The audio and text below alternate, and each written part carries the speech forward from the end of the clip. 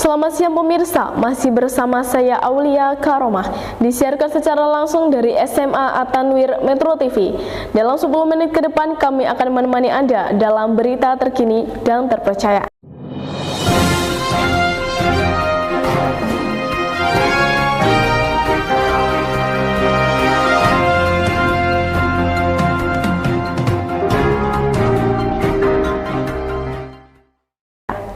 Kali ini berita datang dari tingkat literasi di Indonesia.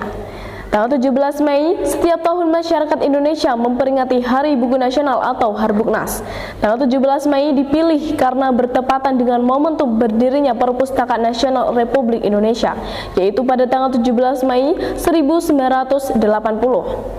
Harbuknas diperingati sejak tahun 2002 atau 2 dekade sejak dicetuskan Bapak Malik Fajar, Menteri Pendidikan era Kabinet Gotong Royong.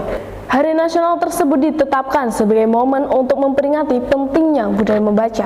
Rendahnya budaya membaca di Indonesia sudah menjadi masalah yang melanda sejak dulu. Kondisi ini berkaitan dengan angka melek huruf yang rendah di dalam negeri.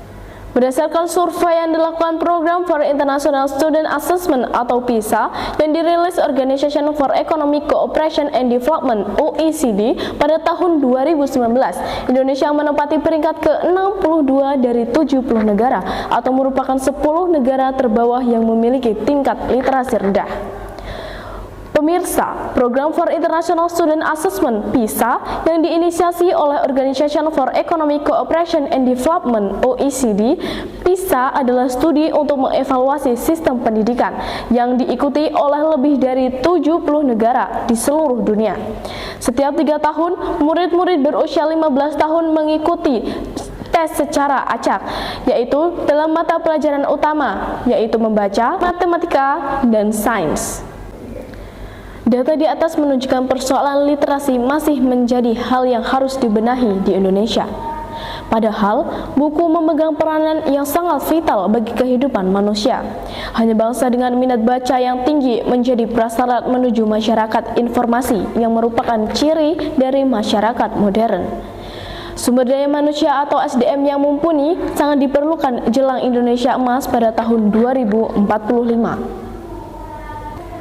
Pemerintah melalui Kementerian Koordinator Bidang Pembangunan Manusia dan Kebudayaan atau Kemenko PMK tengah merancang Peta Jalan Pembudayaan Literasi Nasional. Peta Jalan Pembudayaan Literasi Nasional yang tengah dirancang terdapat beberapa ruang lingkup yang ingin disasar, yakni pembudayaan literasi keluarga, pembudayaan literasi sekolah, pembudayaan literasi perguruan tinggi, dan pembudayaan literasi masyarakat.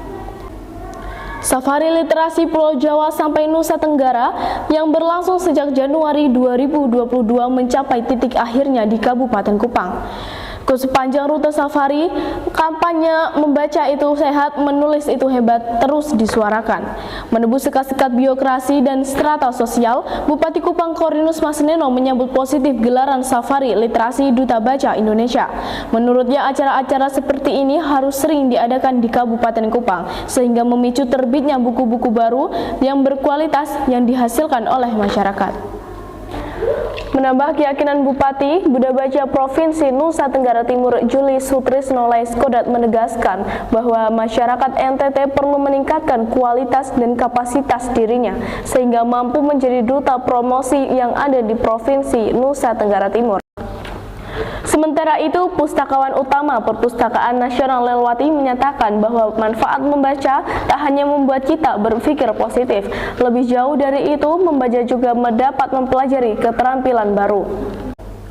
Menurut Lelwati, membaca membuat orang berpikir positif, sehingga akan melahirkan energi positif.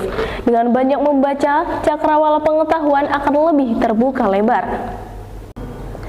Indonesia menurut perhitungan UNESCO masih kekurangan bahan bacaan. Rasio ideal yang disarankan UNESCO adalah 1 orang membaca 3 buku baru setiap tahun. Sedangkan yang terjadi saat ini malah 1 buku ditungguni 90 orang atau sama halnya 1:90. Program Safari Literasi DBI turut juga dihadiri Ketua Forum Taman Baca Provinsi Nusa Tenggara Timur Polikarpusdo dan Kepala Dinas Kearsipan dan Perpustakaan Provinsi Nusa Tenggara Timur Stefanus Iratu Ujo. Sekian berita dari kami, sampai jumpa esok hari. Salam literasi.